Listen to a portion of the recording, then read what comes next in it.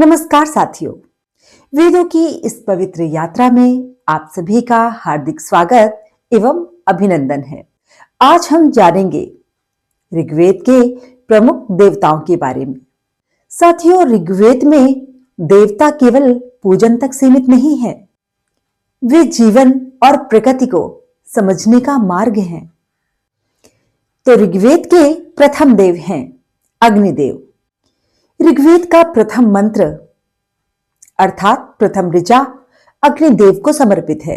अग्निदेव यज्ञ के माध्यम से देवताओं और मनुष्यों के बीच सेतु हैं।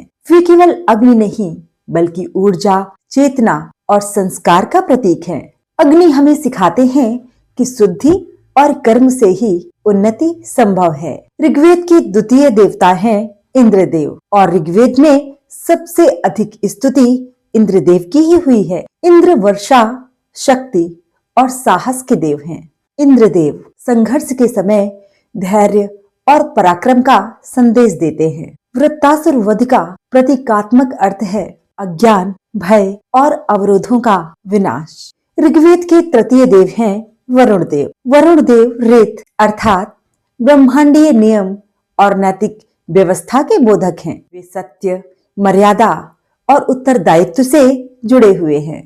वरुण हमें स्मरण कराते हैं कि नियम और संतुलन के बिना सृष्टि संभव नहीं। ऋग्वेद के चौथे देव हैं सोमदेव। सोमदेव चेतना, आनंद और आध्यात्मिक उन्नति के प्रतीक हैं।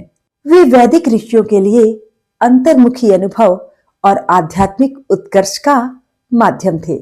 यह दर्शाता है कि वैदिक जीवन केवल भौतिक नहीं, गहन आध्यात्मिक चिंतन से भी जुड़ा हुआ था। अगले देव हैं सूर्यदेव। सूर्यदेव प्रकाश, ज्ञान और ऊर्जा के स्रोत हैं।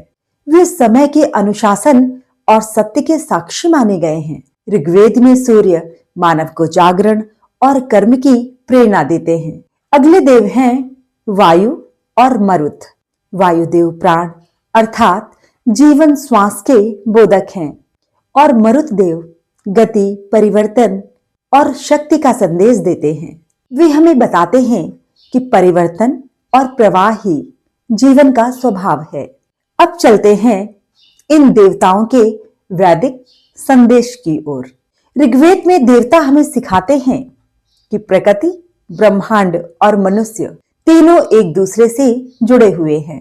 यही वैदिक और सनातन दर्शन की मूल आत्मा है। अब अगले वीडियो में हम जानेंगे ऋग्वेद के दार्शनिक सूक्त और मानव के सबसे गहरे प्रश्न।